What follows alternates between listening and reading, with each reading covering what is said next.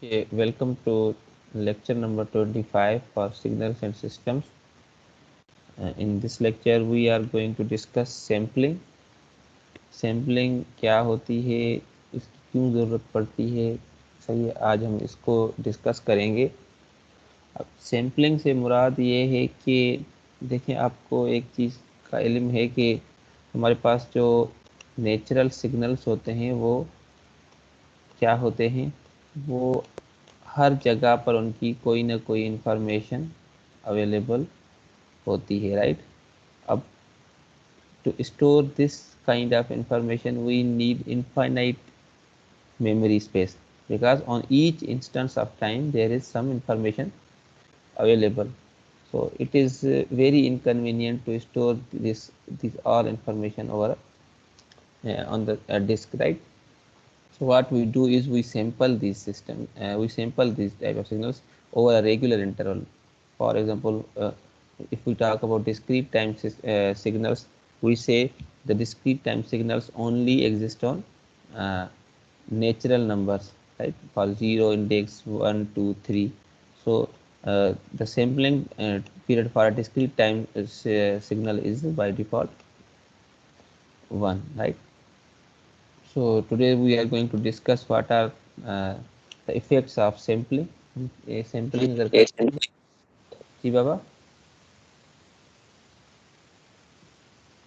Sampling के effects discuss करेंगे कि हमारे पास टाइम डोमेन में क्या होता है और हमारा एसोसिएटेड फ्रीक्वेंसी डोमेन किस तरह चेंज होता है, राइट। हम ये भी डिस्कस करेंगे कि एक थ्योरम होता है जिसको हम कहते हैं नाइकोसिक थ्योरम।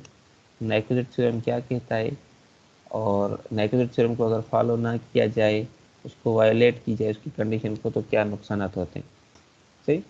उस पर आने से पहले हम थोड़ा सा रिकेप कर लेते हैं कि हमने जो प्रीवियस क्लासेस में डिस्कस किया था।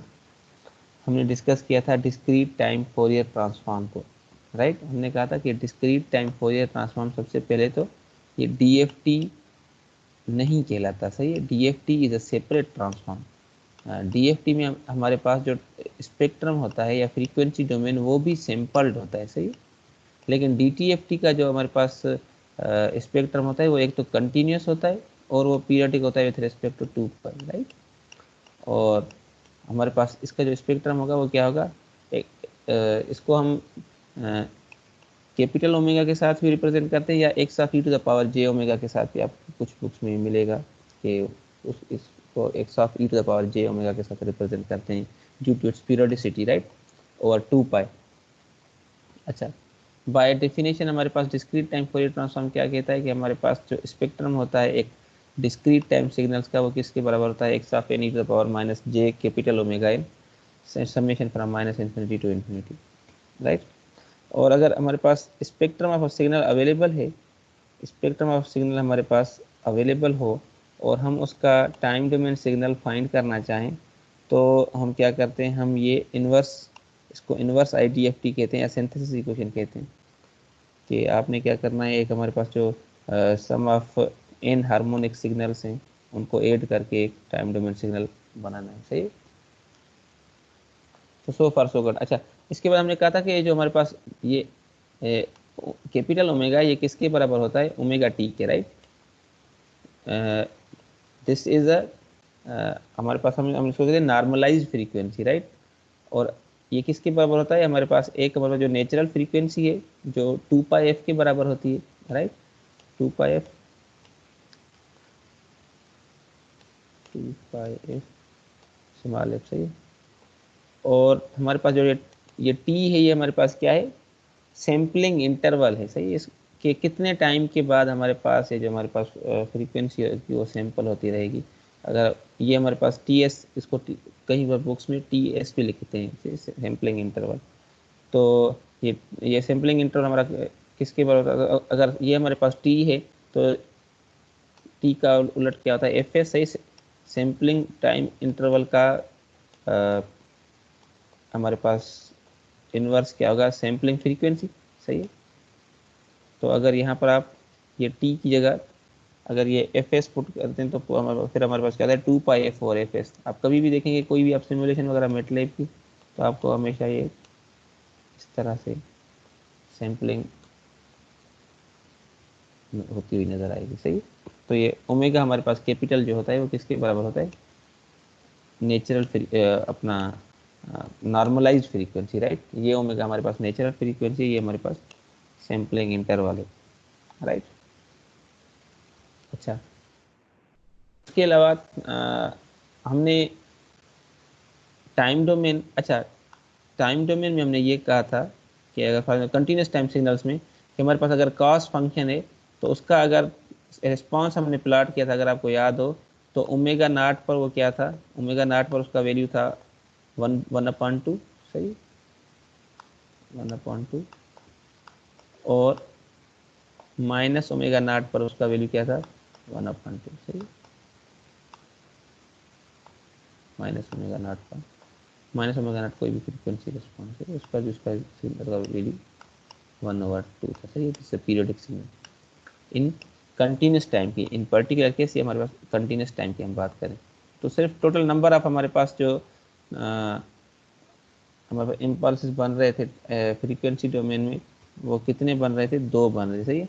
एक ओमेगा नॉट पर, एक माइनस ओमेगा नॉट पर, उनका एम्पलीट्यूड 1/2 था, सही। तो अब हम इसको देखते हैं कि अब हमने कहा था कि जो हमारे पास कंटिन्यूस टाइम सिग्नल्स होते हैं उनका जो स्पेक्ट्रम होता है वो एपीरियोडिक होता है, मतलब इसके बाद ये कभी भी सिग्नल्स इस तरफ भी रिपीट नहीं होना था, ये कभी भी इस तरफ रिपीट नहीं होगा, और इस तरफ भी सिग्नल कभी भी रिपीट नहीं होगा।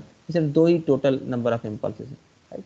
लेकिन जो हमारे पास डिस्क्रीट टाइम सिग्नल्स होते हैं उनका हमने कहा था कि फोरियर ट्रांसफॉर्म जो होता है या डिस्क्रीट टाइम फोरियर ट्रांसफॉर्म वो पीरियोडिक होता है विथ रेस्पेक्ट टू पाई।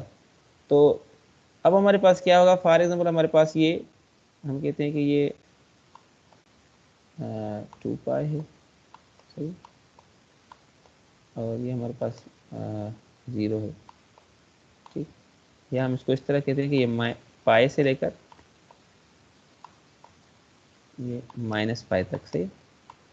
तो अब हमारे पास केस क्या होगा, अगर हम किसी भी पीरियोडिक सिग्नल्स को प्लॉट करेंगे तो वो क्या होगा, फॉर एग्जांपल ये हमारे पास कोई वैल्यू है सेम हमारे पास कोसाइन फंक्शन का, और उसका एम्पलीट्यूड भी वही है, फॉर एग्जांपल, ठीक है। ये कोई भी हमारे पास इंडेक्स है, मैं कह देता हूँ कि ये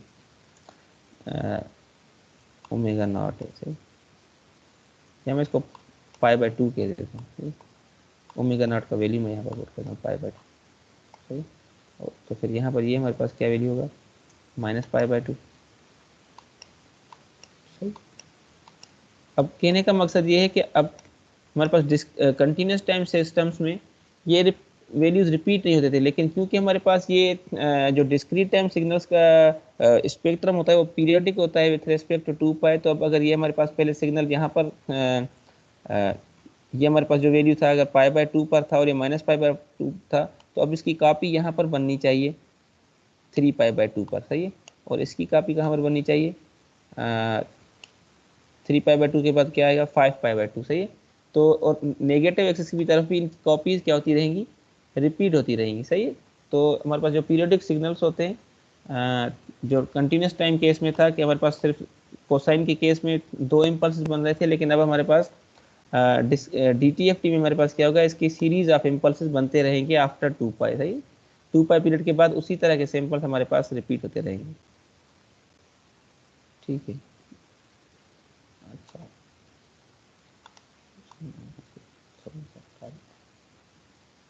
अच्छा, अब यहाँ पर एक एग्जांपल है कि कोसाइन फंक्शन को अगर हमें प्लॉट करना हो तो उसको हम किस तरह करते हैं, सही। और ये हमारे पास मॉड्यूलेशंस वगैरह में बार बार यूज होता है, तो इसको एक बार समझ लें तो आपके लिए। अच्छा, अब देखिए हमने कहा है कि भाई एक सिग्नल है जो रिपीट होता है, फॉर एक हमारे पास एक्स ऑफ एन सिग्नल है जो कि इसके बराबर है cos omega naught n, c capital omega naught n, और ओमेगा नॉट का वैल्यू 2π/5 है, सही है। अच्छा, अब एक तो चीज़ ये है कि अगर हम इसका स्पेक्ट्रम फाइंड करना चाहें तो हम ये वाली इक्वेशन यूज़ करें, x of omega summation x of n e⁻j⍵n, सही। लेकिन हम पीरियोडिक सिग्नल्स के लिए हम क्या करते हैं, पीरियोडिक सिग्नल्स के लिए हम कहते हैं कि भाई पीरियोडिक सिग्नल जो बराबर होता है उसका फ्रीक्वेंसी रिस्पांस बराबर होता है, वो बराबर होता है 2 pi delta omega minus omega naught 2 pi L, क्योंकि पीरियोडिसिटी की बात हम कर रहे थे। ये 2 पाई एल हमारा किसको देखेगा, यहाँ तक तो हमारे पास कंटिन्यूस टाइम सिग्नल में भी यही इक्वेशन थी कि 2 पाई omega minus omega naught, right. लेकिन अब क्योंकि हमारे पास इसका स्पेक्ट्रम जो डीटीएफटी का जो स्पेक्ट्रम होता है वो पीरियोडिक होता है, तो ये 2 पाई एल उसको देखेगा। अब फॉर एग्जाम्पल अगर हमारे पास एल ये 0 होगा तो हमारे पास क्या बचेगा, 2 pi delta omega minus omega naught, right. तो यहाँ से मैं सिर्फ एक इंटरवल पर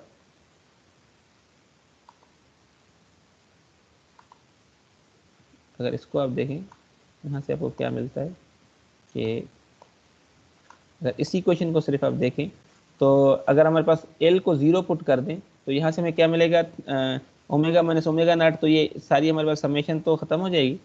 बाकी हमसे यहाँ से हमें सिर्फ एक ही सैंपल मिलेगा जिसका एम्पलीट्यूड क्या होगा, 2 पाई, और वो कहाँ पर होगा, ओमेगा नॉट पर। सही, ये ओमेगा नॉट पर हमारे पास इस पूरी इक्वेशन से हमें क्या मिलेगा, ओमेगा नॉट पे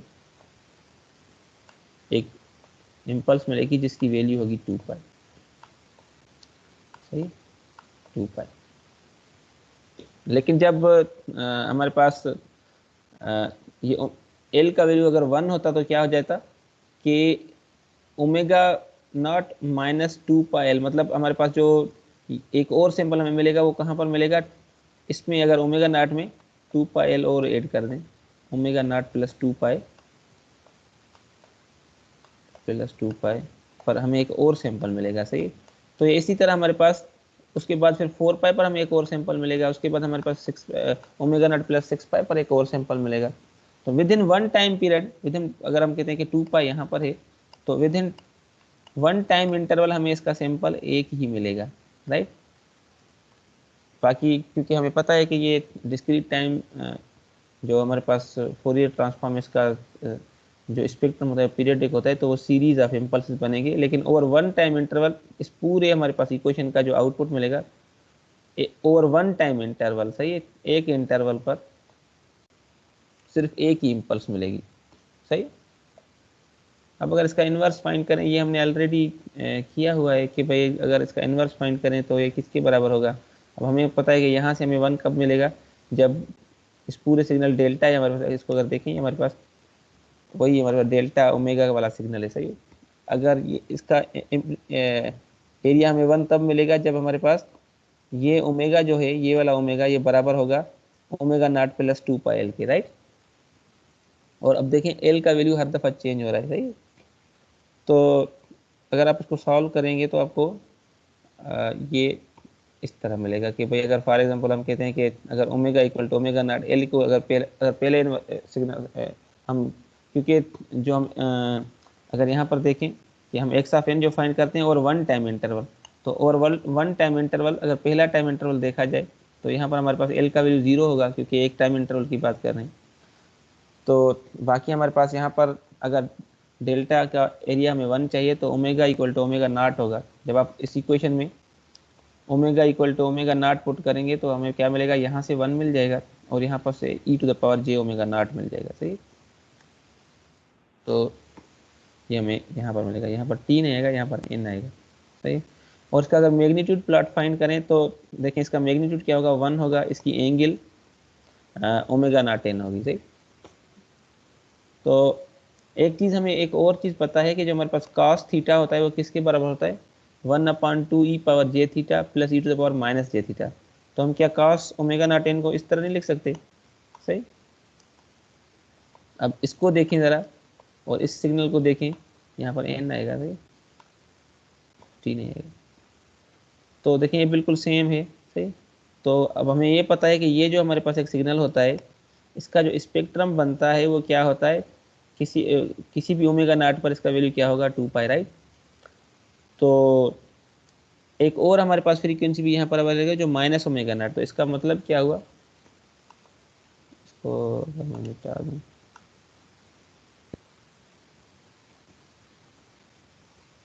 अब इस सिग्नल का मतलब क्या हुआ, पहले हम इसको समझते हैं फिर हम आगे।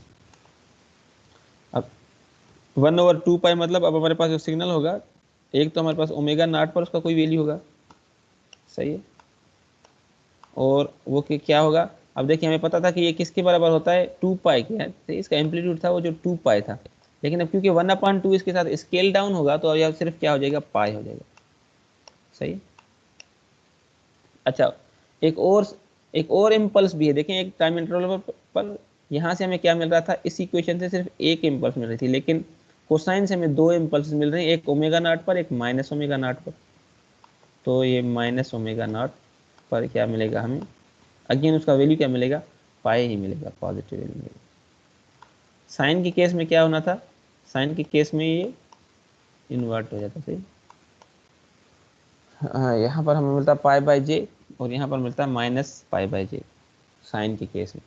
ठीक है, ओवर ये one time interval, for example मैं कहता हूँ ये from pi to minus pi. सही। पाई टू माइनस पाई हमें अगेन क्या मिलता है, 2 पाई, और हम माइनस पाई टू पाई इस वजह से सिग्नल को देखते हैं ताकि थोड़ा नेगेटिव एक्सिस का भी हमें आइडिया हो जाए। सही।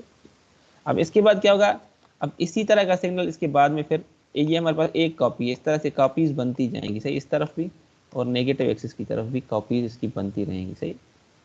अब इसको हम मैथमेटिकली किस तरह रिप्रेजेंट करते हैं कि क्योंकि 1/2 तो अब यहाँ से ये 2 पाई था, तो अब इसका एम्पलीट्यूड अगर एक एक का मल्टीप्लाई होता तो वो क्या हो जाता, ये टू टू हमारा 1/2 के साथ कैंसिल हो गया। अब एक हमारे पास अगर इस सिग्नल की पर्टिकुलर बात करें तो यहाँ पर ओमेगा नॉट का वैल्यू क्या है, 2 पाई बाई 5। तो ये 2 पाई बाई 5 पर एक इसका इम्पल्स बनना था, 2 पाई बाई 5 पर, क्योंकि अब हम जनरल केस में बात कर रहे थे कि ओमेगा नॉट सही है, लेकिन यहाँ पर इस ओमेगा नॉट का वैल्यू हमें शुरू में इन्होंने बताया था कि ये क्या है, 2 pi by 5। So this is like, ठीक है। तो अब अगर इसको हम देखें, यहाँ पर देखें, मैंने यहाँ पर इसको प्लॉट भी किया हुआ है, ये ओमेगा, ये 2 पाई बाई 5 है और ये -2 पाई बाई 5 है। देखिए ओवर वन टाइम इंटरवल ये बिल्कुल ही एक ही सिग्नल है, राइट। और उसके बाद क्योंकि हमें पता है कि ये पीरियोडिक होता है तो हमने यहाँ पर इसको देखें, पीरियोडिसिटी को देखने के लिए हमने इसको यहाँ पर समेशन चलाई हुई, l from -minus infinity to infinity 2 pi l. और जब एल का वैल्यू 1 होगा तो ओमेगा नॉट का वैल्यू क्या हो जाएगा, 2 पाई बाई 5 प्लस 2 पाई। तो मतलब एक सिंपल हमारे पास 2 पाई बाई 5 माइनस ये 2 पाई माइनस 2 पाई बाई 5, हमारे पास जो दूसरा सिंबल बनना था, ये ओमेगा नॉट मैंने जनरल लिखा हुआ है, 2 पाई बाई 5 पर एक और सिंपल बनना था, और ये दूसरा सिंपल हमारे पास कहाँ बनेगा, 2 पाई प्लस 2 पाई बाई 5। सही। तो इस तरह हमारे पास कॉपीज बनती रहेंगी। सही है, फ्रॉम -इन्फिनिटी टू +इन्फिनिटी। ठीक है, ये इस तरह से रिपीटेशन होती रहेगी। ये समेशन जो हमने लिखा हुआ है ये इसको देखेगा। अगर जब हमारे पास एल का वैल्यू फॉर एग्जाम्पल 2 होगा तो यहाँ पर क्या हो जाएगा, 4 पाई। तो 4 पाई के बाद हमारे पास दो दो कापीज और बनेगी। और अगर इस तरह देखा जाए कि हमारे पास अगर एल का वैल्यू 3 होगा तो 6 पाई हो जाएगा। सही है। तो ये हमारे पास जो सैंपल है, ये हमारा जो पॉजिटिव, या हम इसको इस तरह कहेंगे, ये हमारा ये पर्टिकुलर जो हमारे पास सबमिशन में वैल्यू है, ये किसको रिप्रेजेंट कर रही है, ये इस वाले वैल्यू को रिप्रेजेंट कर रही है। सही, इस वाले वैल्यू को, फिर इस वाले वैल्यू को रिप्रेजेंट कर रही है। और ये जो हमारे पास कॉपी है ये किसको रिप्रेजेंट कर रही है, ये जो सैंपल है, ठीक है, इसको रिप्रेजेंट कर रही है। फिर दूसरे टाइम इंटरवल में ये इसको रिप्रेजेंट कर रही है, फिर ये इसको रिप्रेजेंट कर रही है। अब मेरे ख्याल में इसमें कोई भी कंफ्यूजन नहीं होनी चाहिए। हम जो भी पीरियोडिक सिग्नल्स होते हैं उनकी हम जो नॉर्मली जो फ्रीक्वेंसी रिस्पांस फाइंड करते हैं वो इन्वर्स से शुरू करते हैं कि भाई हमारे पास एक अगर पीरियोडिक सिग्नल हो उसका फोरियर ट्रांसफॉर्म ये होता है, फिर हम उससे एनालॉजी बना के हम उसका ट्रांसफॉर्म फाइंड करते हैं। अच्छा, अगर एक हमारे पास सिग्नल हो, ये डिस्क्रीट टाइम फोरियर ट्रांसफॉर्म की डिस्कशन कंटिन्यू हो रही है। सही। तो अगर फॉर एग्जांपल एक सिग्नल है हमारे पास, समेशन के from -minus infinity to infinity delta n minus k. सही। अब देखिए रनिंग वेरिएबल हमारे पास क्या है, के है। सही है, के पहले 0 होगा, फिर 1 होगा, ये फिर 2, फिर 3, ये n हमारे पास क्या है, सैम्पलिंग टाइम इंटरवल, ठीक है, सैम्पलिंग टाइम इंटरवल। अगर फॉर एग्जाम्पल इसका कोई भी आप वैल्यू अज्यूम करेंगे तो यहाँ से आप पूरी समेशन से, अगर n का वैल्यू फॉर एग्जाम्पल आपने जीरो अज्यूम किया तो इस पूरी summation minus infinity to infinity से आपको कोई एक इम्पल्स ही आउटपुट मिलेगा, सही है। किस तरह, फॉर एग्जाम्पल हम कहते हैं कि हम एक्स ऑफ जीरो फाइंड करना चाहते हैं, ठीक है, तो एक्स ऑफ जीरो अगर हम अब n की जगह जीरो पुट कर दें तो यहाँ पर एक्स ऑफ जीरो आ जाएगा, और यहाँ पर क्या आ जाएगा, डेल्टा ऑफ जीरो माइनस के एन, सही। अब आपको पता है कि ये डेल्टा फंक्शन है, ये सिर्फ एग्जिस्ट करता है कहाँ पर, जब हमारे पास ये जीरो वैल्यू मिले। तो जब k यहाँ से जीरो होगा, zero multiply by n is zero, सही है। तो देखें अब फर्स्ट इंटरवल पर इसका जीरो पर हमारे पास एम्पलीट्यूड क्या मिल रहा है, वन। अब k का वैल्यू अगर वन होगा तो यहाँ से हमें नॉन जीरो वैल्यू मिलेगी अंदर, सही, इस ब्रैकेट में।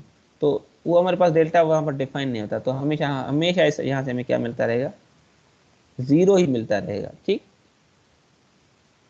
अच्छा, अब अगर सेकंड इंटरवल पर आ जाए, अगर हम एक्स ऑफ वन फाइंड करना चाहते हैं तो एक्स ऑफ वन हमारा किसके बराबर होगा भाई, एक्स ऑफ वन हमारा बराबर होगा वन माइनस के, सही है।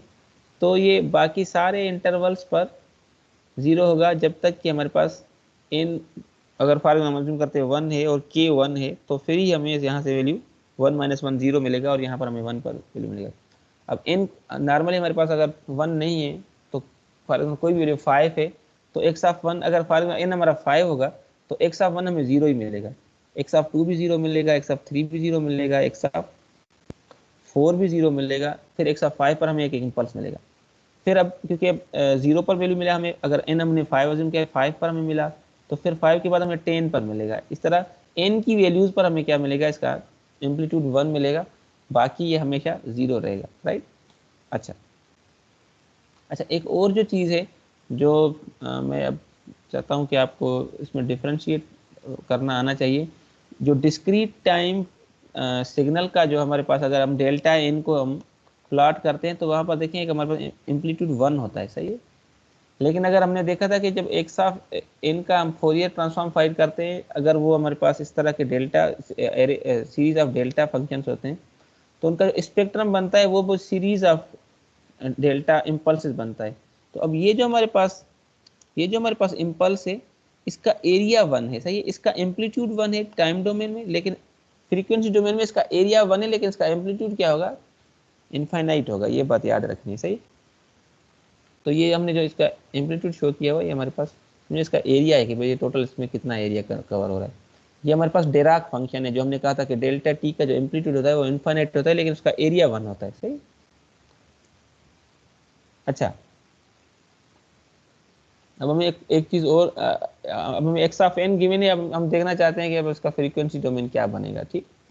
तो एक और आपने चीज़ देखी थी कि हमारे पास जो सैंपल सिग्नल होता है और regular time interval impulse, series of impulse, उसकी जो फोरियर ट्रांसफॉर्म बनती है वो भी क्या होता है, सीरीज ऑफ इम्पल्स ही होता है। कंटिन्यूस टाइम फोरियर ट्रांसफॉर्म में हमने देखा था, आज फिर हम उसको डिस्क्रीट टाइम में भी देख लेते हैं। और अगर हमारे पास एक पीरियोडिक सिग्नल हो तो उसका अगर हम स्पेक्ट्रम फाइंड करना चाहें तो उसके दो तरीके हैं। एक तो ये तरीका है कि भाई आप उसका आप क्या करें, DTFS फाइंड करें, डिस्क्रीट टाइम फोरियर सीरीज, सही है, या तो आप उसका discrete time Fourier transform find करें। तो देखें यहाँ से मैंने क्या किया, इसके फोरियर कोएफिशिएंट्स कैलकुलेट किए, और वो बाय डेफिनेशन क्या होते हैं, one over n summation over one time interval x of n e to the power j k two pi by n n, सही है। मेरे ख्याल में यहाँ से यहाँ पर माइनस है, सही, माइनस कर लिया, यहाँ पर ना कन्फर्म माइनस है। अच्छा, अब अगर इसको आप एवल्यूएट करना चाहें, फॉर एग्जांपल आप एक्स ऑफ जीरो पर इसको देखना चाहें, तो आपको पता है कि एक्स ऑफ जीरो हमें यहाँ से कहाँ पर जीरो मिलता है, सिर्फ जब यहाँ पर हमारे पास के एन का वैल्यू जीरो मिलेगा तो यहाँ से हमें आउटपुट क्या मिलेगा, वन मिलेगा, राइट। बाकी हमें इसका कोई आउटपुट नहीं मिलेगा।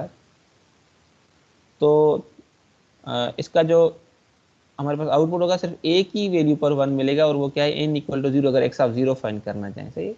तो एक्स ऑफ, फिर हमें इसका आउटपुट कहाँ मिलेगा, जब एक्स ऑफ एन होगा, ठीक है। ये एक्स ऑफ एन कैपिटल होगा, तो वहां पर भी हमें आउटपुट इसका सिर्फ एक बार 1 मिलेगा, बाकी 0 मिलता रहेगा। यहाँ पर भी 1 मिलेगा, तो हम कह सकते हैं कि एक के जो होगा हमारे पास ओवरऑल क्या होगा, किसी भी केथ इंटरवल के लिए इसका आउटपुट क्या मिलेगा, हमें हमेशा 1/n ही मिलेगा। सही। तो बाय डेफिनेशन हमने क्या कहा था कि एक्स ऑफ ओमेगा किसके बराबर होता है, 2 पाई ए के डेल्टा ओमेगा माइनस 2 पाई, यहाँ पर इसको के आप लिख सकते हैं कि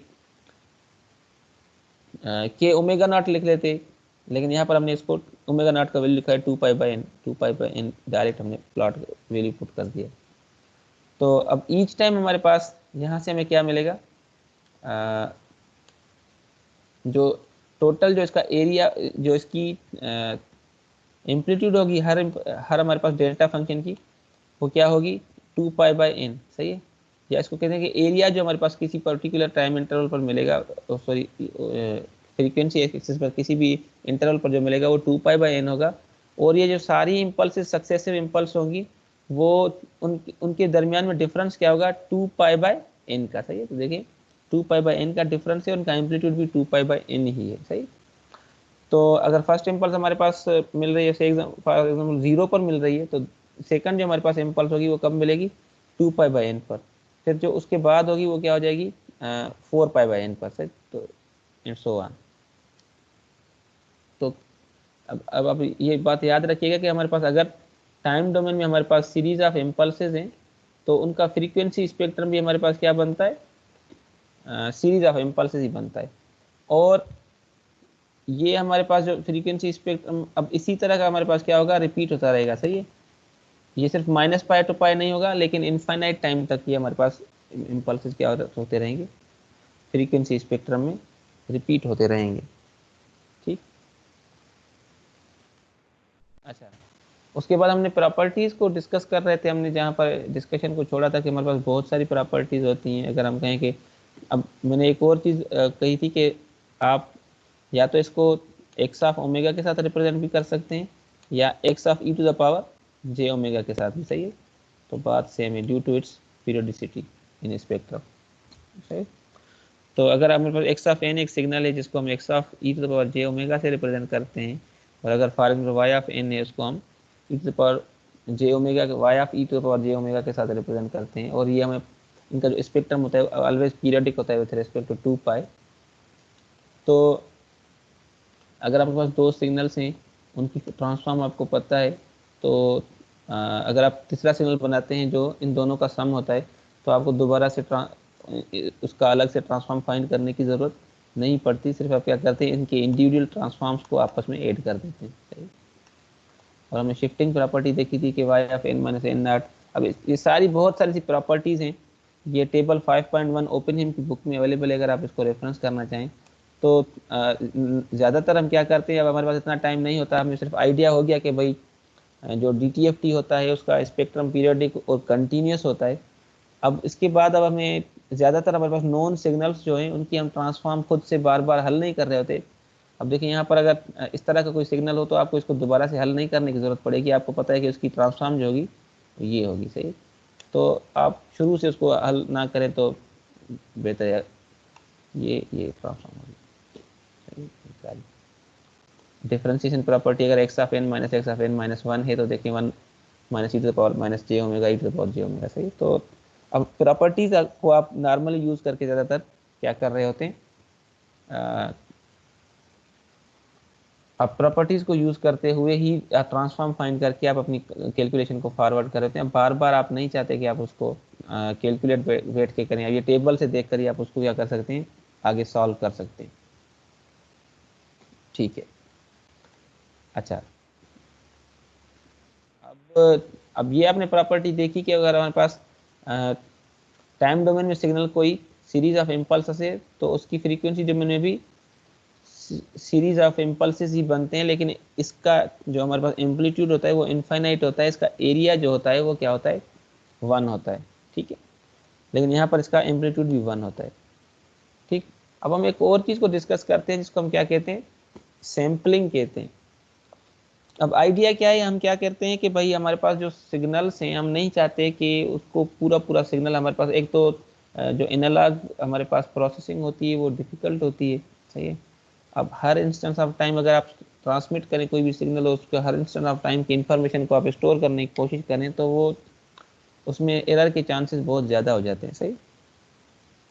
तो नॉर्मली हम क्या करते हैं कि हम किसी सिग्नल को एक रेगुलर टाइम इंटरवल पर सैंपल करके उसके कुछ सैंपल्स की इंफॉर्मेशन सेव करते हैं, ताकि हम फिर जब उसको दोबारा रिकवर करें तो इतनी इंफॉर्मेशन सफिशिएंट होनी चाहिए, इतनी सैंपल्स हमारे पास होने चाहिए कि हमें अंदाज़ा हो जाए कि जो ओरिजिनल सिग्नल था वो किस शेप का था। सही।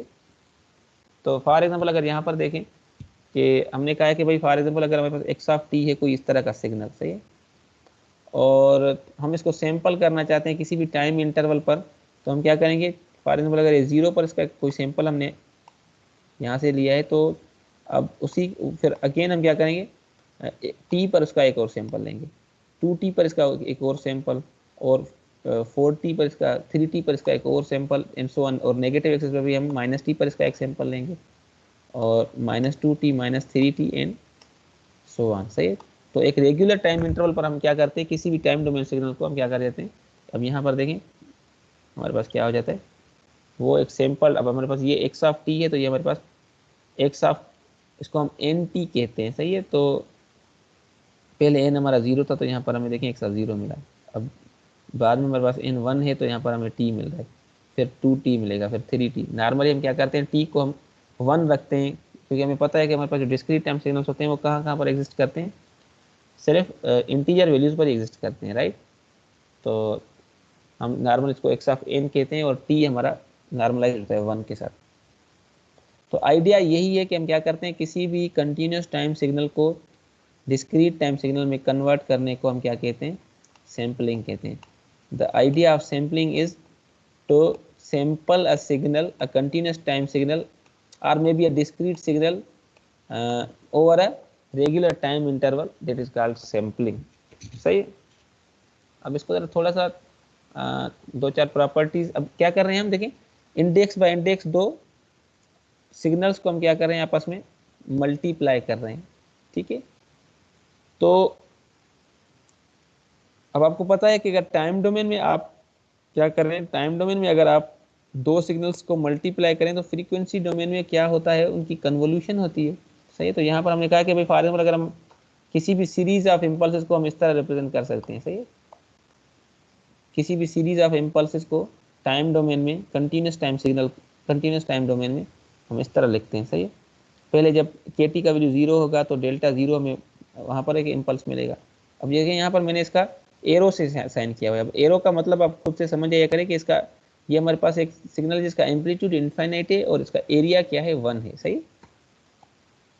तो यहाँ से हमें सीरीज ऑफ इम्पल्सेस मिलेंगी, और एक्स ऑफ टी अगर, तो हमें हमेशा अब जिस चीज़ को सैम्पलिंग करेंगे तो सिग्नल तो हमारे पास अवेलेबल होगा, डेट में भी ऑडियो सिग्नल या कोई हमारे पास किसी तरह का भी सिग्नल, प्रेशर सिग्नल हो सकता है, कुछ भी हो सकता है। सही है। अब अगर टाइम डोमेन में उनको क्या किया जाए, मल्टीप्लाई किया जाए। सही है। तो फ्रीक्वेंसी डोमेन में आपको पता है कि वो क्या हो जाते हैं, कन्वॉल्व हो जाते हैं। सही है। तो मैंने इसको कन्वोल्यूशन के साइन में लिखा हुआ। सही। तो क्योंकि हमारे पास ये दोनों कंटिन्यूस टाइम सिग्नल हैं, तो मैंने यहाँ पर देखें जो ट्रांसफॉर्म यूज़ किया हुआ है वो कंटिन्यूस टाइम फोरियर ट्रांसफॉर्म का साइन यूज़ किया हुआ है, पी ऑफ ओमेगा। राइट। इसको मैं इस तरह भी लिख सकता था कि x P of t is equal to 1 over 2 pi integration from minus infinity to infinity x of j omega convolve with p of j omega। लेकिन यहाँ पर मैंने क्या किया, उसकी कन्वोल्यूशन की डेफिनेशन को यहाँ पर लिखा हुआ है। बाय डेफिनेशन हमारे पास वो किसके बराबर है, x of tau H of T minus tau D tau. तो वो मैंने डेफिनेशन यहाँ पर लिखी है। अब क्योंकि अगर हम इसको पी ऑफ टी का, अगर ये हमारे पास जो रेगुलर हमारे पास एक सिग्नल्स की इम्पल्स ट्रेन है, इसका अगर हम फोरियर ट्रांसफॉर्म फाइंड करें तो ये हमने प्रीवियस क्लासेस में किया हुआ है कि वो किसके बराबर होता है, 2π/t summation from minus infinity to infinity delta omega minus k omega s. सही। इसको ओमेगा नॉट कहें, सैम्पलिंग फ्रीक्वेंसी कहें, कुछ भी कहें, इसको हमने ओमेगा एस के साथ रिप्रेजेंट किया हुआ। सही। तो ईच टाइम हमारे पास जिस तरह के का वैल्यू चेंज होता रहेगा तो हमारे पास सीरीज ऑफ डिराक बनते रह जाएंगे फ्रीक्वेंसी एक्सिस में। सही। तो अब अगर उन डेराक्स के साथ इस सिग्नल का एम्पलीट्यूड कन्वॉल्व होता रहेगा, तो हमारे पास सीरीज ऑफ वो इस सिग्नल की कॉपीज बनती रहेंगी आफ्टर 2 पाई, ठीक है। क्योंकि हमें पता है कि जो जब सैंपल्ड सिग्नल हमारे पास, सैंपल्ड सिग्नल की अगर हम फ्रीक्वेंसी डोमेन देखेंगे तो वो क्या होती है, पीरियोडिक होती है विथ रेस्पेक्ट टू 2 पाई। अब देखें ये बहुत ज़्यादा रिलेशन में बातें चल रही हैं कि कंटिन्यूस टाइम सिग्नल हमारे पास क्या होता है, ज़रूरी नहीं है कि वो पीरियोडिक हो, लेकिन जो हमारे पास ये जो सिग्नल बनेगा जो कि हमारे पास सैंपल्ड सिग्नल होगा वो हमारे पास हमेशा क्या होगा, 2 पाई के पीरियोडिक होगा, सही है।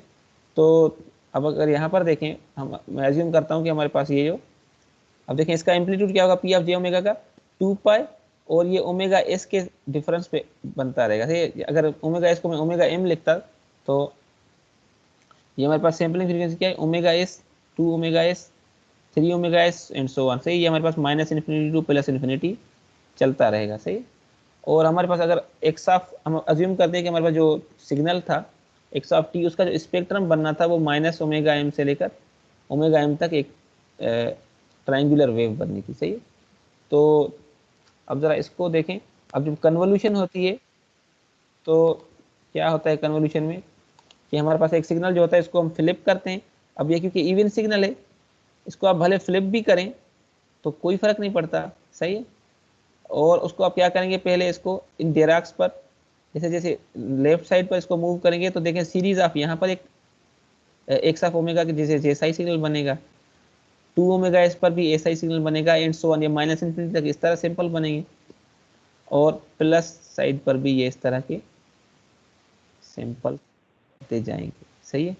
तो हमारे पास जो आउटपुट होगा वो क्या होगा, वो कुछ इस तरह का होगा, सही है, कि हमारे पास इस तरह के सिग्नल्स बनते जाएंगे। अच्छा, अब एक और चीज़ है जो हमें देखनी चाहिए कि ये जो हमारे पास ओमेगा एस का वैल्यू है, ये जो हमारे पास इस टाइम हमारे पास ये जो हमने P of J omega find किया हुआ है, इसमें जो ओमेगा एस का वैल्यू है जो सैम्पलिंग टाइम इंटरवल है, ये क्या होना चाहिए, हमेशा ये जो इस सिग्नल की लेंथ है वो कितनी है, ओमेगा एम, इससे ट्वाइस होनी चाहिए एट लीस्ट, सही है। क्यों, क्योंकि देखें जब ये सिग्नल अब अगर ये सिग्नल देखें, अगर ये सिग्नल यहाँ से एरिया इस इम्पल्स पर अगर ओवरलैप कर जाएगा तो फिर क्या होगा, हमारे पास तो हमारे पास जब सैम्पल्स ओवरलैप कर जाती है तो हमें क्या मिलता है, हमारे पास एक फिनोमेना क्रिएट हो जाता है जिसको हम कहते हैं एलियसिंग, सही है। एलियसिंग क्या होता है कि जब हमारे पास सक्सेसिव मतलब दो पीरियड्स जो हमारे थे इंटरवल थे 2 पाई के, उनमें हमारे पास जो स्पेक्ट्रम था वो 2 पाई से क्रॉस कर जाएगा, अगर फॉर एग्जांपल सैम्पलिंग फ्रीक्वेंसी से अगर क्रॉस कर जाएगा तो दूसरे हमारे पास सैंपल्स के साथ क्या हो जाएगा, ओवरलैप हो जाएगा। और जब ओवरलैपिंग हो जाएगी तो हमारे पास नुकसान क्या होगा, हमारे पास नुकसान ये होगा कि हमारे पास इस तरह का जो हमारे पास रिजल्टेंट सिग्नल जब मिलेगा वो क्या होगा, वो क्योंकि अब ये हमारे पास ये जो हमारे पास सक्सेसिव सैंपल्स थे वो आपस में ओवरलैप कर गए तो इनका एरिया ऐड हो जाएगा। तो देखिए हमारे पास अब जो आउटपुट सिग्नल मिलेगा वो इस तरह मिलेगा। अब इस सिग्नल से हम कभी भी ओरिजिनल सिग्नल को एक्स ऑफ एन को कभी भी रिकवर नहीं कर सकते, क्योंकि ये जो हमारे पास इसकी शेप है वो प्रिजर्व तो रही नहीं, उसकी शेप तो इस तरह होनी चाहिए थी, लेकिन अब वो शेप इस तरह हो गई तो ये हमारे पास डिस्टॉर्शन क्रिएट हो जाती है जिसको हम एलियसिंग कहते हैं, सही है। जब टू सक्सेसिव सैंपल्स हमारे पास ओवरलैप कर जाते हैं तो हम उसको क्या कहते हैं, एलियसिंग कहते हैं, और ये एक एरर है, सही है। इसको ख़त्म करने के लिए हमारे पास एक मायानाज एक मशहूर सा एक सैम्पलिंग थ्योरम है जिसको हम नाइक्विस्ट थ्योरम कहते हैं। वो क्या कहता है, वो कहता है कि भाई आप एक चीज़ मुझे गारंटी कर दें, जो सैम्पलिंग फ्रीक्वेंसी होगी इस, अब देखें इससे ये जो हमारे पास सिग्नल इसकी मैक्सिमम हमारे पास फ्रीक्वेंसी क्या है, WM, सही है। तो सैम्पलिंग थ्योरम हमें ये कहता है कि अगर आपके पास जो आपने ये ओमेगा एस रखा हुआ है, जो सैम्पलिंग टाइम फ्रीक्वेंसी रखी हुई है, अगर ये ट्वाइस होगी या ग्रेटर होगी इस maximum frequency of input signal के, तो आपका सिग्नल ओरिजिनल आसानी से रिकवर हो सकता है। और हमें यहाँ से पता चल रहा है कि वाकई ये इस तरह ही होगा। तो नाइक्विस्ट ने कहा था कि अगर omega s is greater than twice of omega m मतलब maximum frequency of input signal, तो हम आसानी से क्या कर सकते हैं, किसी भी सिग्नल की को दोबारा से हम उसका ओरिजिनल एनालॉग सिग्नल रिकवर कर सकते हैं, ठीक है। अब आइडिया क्या है, अब यहाँ से देखते हैं कि अब आप यहाँ से देखिएगा कि अब ये अज्यूम करिएगा कि पी ऑफ टी का क्या सिग्नल फाइंड करेंगे, पी ऑफ जे ओमेगा, मतलब फ्रीक्वेंसी स्पेक्ट्रम फाइंड करेंगे, और वो कन्वॉल्व होगा एक्स ऑफ ओमेगा से, और फिर उसके बाद हमारे पास जो आउटपुट होगा उसको हम रिकवर करेंगे यूजिंग लो पास फिल्टर। तो हमें पता है कि एक्स ऑफ ओमेगा से हमें क्या मिलेगा, जब हम इसको मल्टीप्लाई करेंगे तो सैंपल जो हमारे पास सिग्नल होगा वो क्या होगा, वो इस तरह का सीरीज ऑफ इम्पल्सेस होंगी। अब यहाँ से हम क्या कर सकते हैं, एक लो पास फिल्टर की मदद से, एक लो पास फिल्टर की मदद से हम क्या कर सकते हैं, ये एक इम्पल्स रिकवर कर सकते हैं। अब जब ये अपीरियोडिक सिग्नल बन जाएगा फ्रीक्वेंसी स्पेक्ट्रम में, तो इसका ऑटोमेटिकल जो टाइम डोमेन सिग्नल होगा वो क्या हो जाएगा, कंटिन्यूस टाइम ही हो जाएगा, क्योंकि अब इसकी पीरियोडिसिटी तो हमने कर दी खत्म। पीरियोडिसिटी जब खत्म हो जाएगी फ्रीक्वेंसी स्पेक्ट्रम में, तो सिग्नल हमारे पास क्या बन जाएगा, कंटिन्यूस टाइम सिग्नल बन जाएगा। ठीक है, तो हम यूजिंग लो पास फिल्टर हम क्या करते हैं, हम इसको रिकवर, हमने दोबारा से रिकवर्ड सिग्नल ये यहाँ से मिल जाएगा हमें। सही। अब इसका हम अगर इनवर्स फाइंड करेंगे तो वो क्या होगा, एच ऑफ टी। सही है, जो कि sorry x of T. Output क्या मिलेगा, x of T. Original signal जो हमने यहाँ से इनपुट किया था वो सैंपल हुआ यहाँ से, फिर यहाँ से लो पास फिल्टर के साथ जब हमने उसको कन्वॉल्व किया, मल्टीप्लाई किया, तो हमें क्या मिल गया, सिर्फ एक इम्पल्स, और जो इसकी एक इम्पल्स जो थी वो ओरिजिनल सिग्नल की ट्रांसफॉर्म थी। सही है, उसको हमने इनवर्स अगर फोरियर ट्रांसफॉर्म फाइंड किया तो हमें एक्स ऑफ टी दोबारा मिल गया।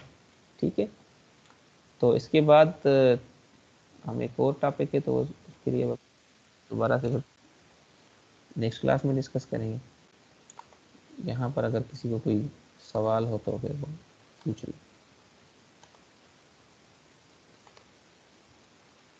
बाबा